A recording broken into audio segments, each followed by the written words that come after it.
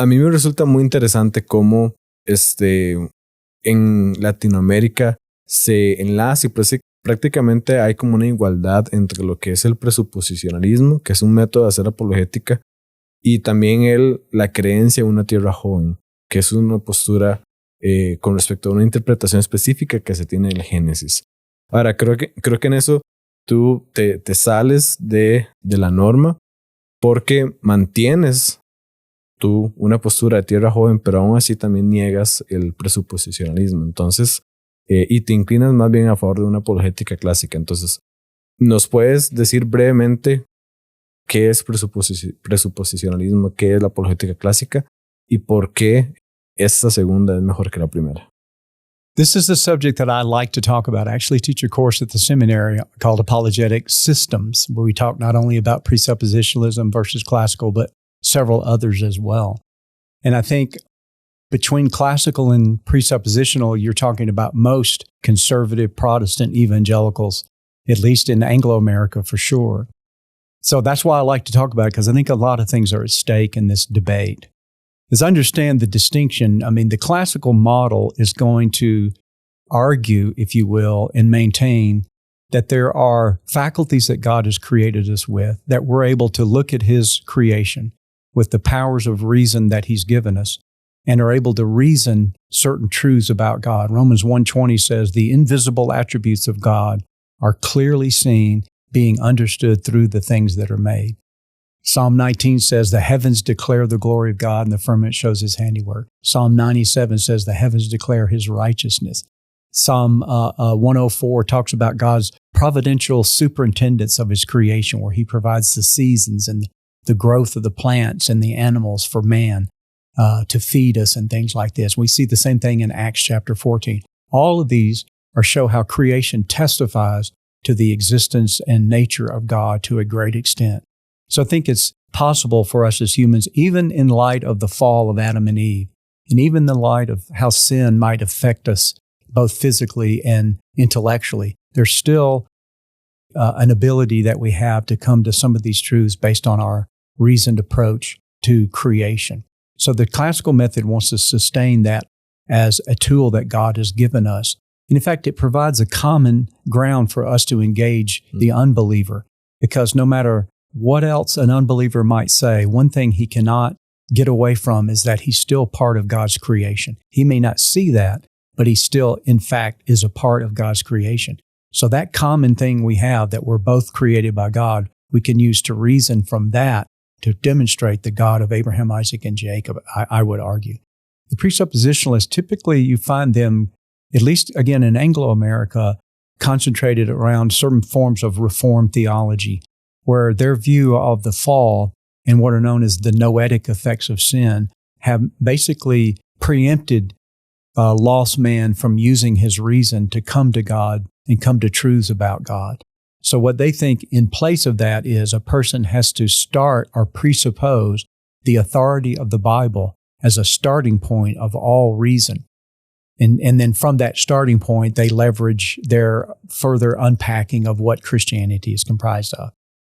I think it's fair to say, in my judgment, that that's in a way a circular argument, because if we're trying to use reason to argue for the truth of Christian faith, we can't require the lost person to grant the truth of the Christian faith in order for us to prove it. I don't think that's fair, and I don't think that's reasonable to do. One of the things I've discovered recently, say within the past few years, is how much of the young earth community in the U.S., at least, is dominated by presuppositionalists. I didn't really notice that. And I went to hear a prominent young earth creationist lecture, and indeed, I was really amazed to discover how much presuppositionalism has just sort of saturated the young earth community, especially in the U.S. And the reason that intrigues me is I'm young earth as well, even though I'm classical. So you're pretty hard-pressed to find any young earther that's not reformed, I guess is a fair way to say it.